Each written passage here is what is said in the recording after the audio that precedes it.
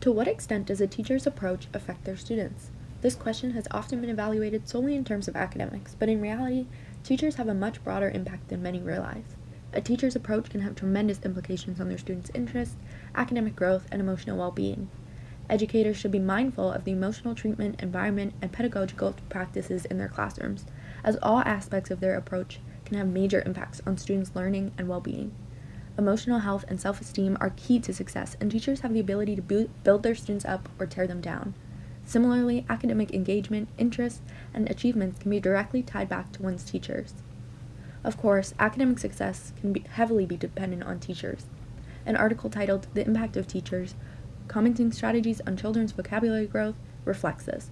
Although it does not determine the exact number of comments needed to optimize growth, the results of the study clearly show that gains in receptive vocabulary correlate with increased medium-level comments made by their teachers.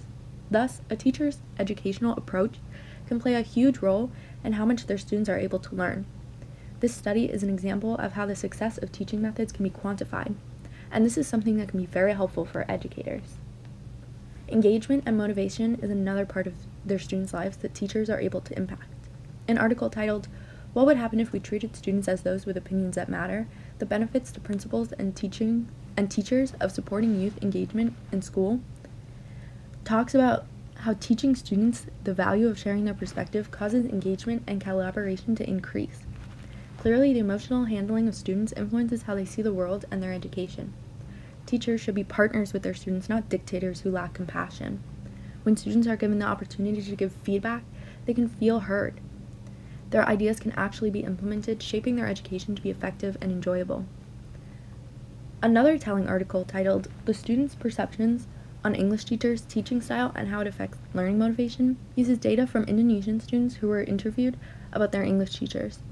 The students go into detail about how they found they learned best, referencing things such as when teachers use nicknames, give clear explanations and instructions, use simple vocabulary, demonstrate pronunciations, and give their students tasks. This data is valuable as it gives teachers a jumping-off point for how to best teach English to non-native speakers. It also gives a wider idea of how to increase students' motivation to learn through certain strategic methods. The emotional treatment of students impacts both their self-esteem and academics. The Blue Eyes, Brown Eyes experiment clearly reflects this. In this experiment, Jane Elliott told her students that brown-eyed people were better than blue-eyed people. Although the exercise had originally been done solely to teach their students about racial discrimination, it revealed a lot more about the impact of educators and their decisions. A blue-eyed girl who was made to feel lesser began to have trouble completing her math work, and the brown-eyed kids gained confidence.